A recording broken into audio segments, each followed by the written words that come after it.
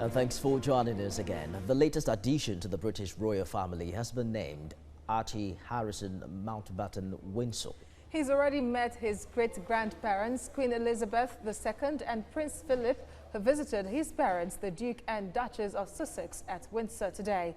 The new parents have continued to back tradition, first with the Duchess of Sussex opting for a home birth and keeping her newborn baby away from the cameras for 2 days. More in this report. Harry and Meghan are doing things their own way and turning centuries-old traditions on its head. Archie Harrison Mountbatten-WINDSOR is the first biracial baby in the history of the British royal family, and it took 2 days for him to debut at Windsor Castle after he was born. But why is this baby special and unique? He is biracial and will be a citizen of the United Kingdom and the United States.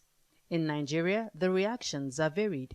Archie became the 7th in line to the British throne the instant he was born, but he won't be called His Royal Highness, as the rules around the granting of royal titles were tightened up about 100 years ago.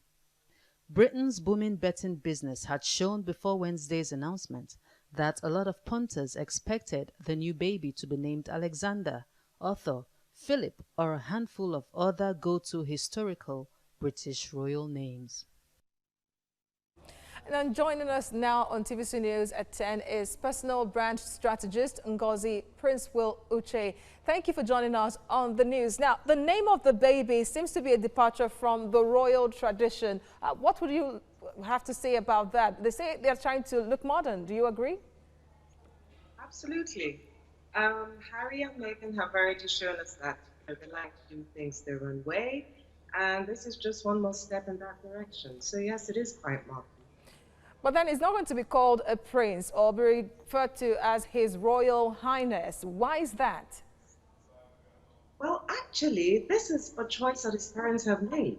You know, he could have been given one of Harry's subsidiary titles, like the Earl of Dumbarton, apparently.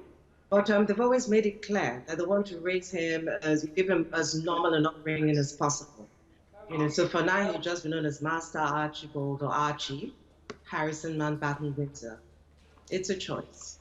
All right, it's the first royal baby to be biracial in recent history, and of course to have a dual citizenship. How is that going to work?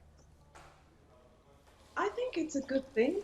I think it's an addition rather than a subtraction.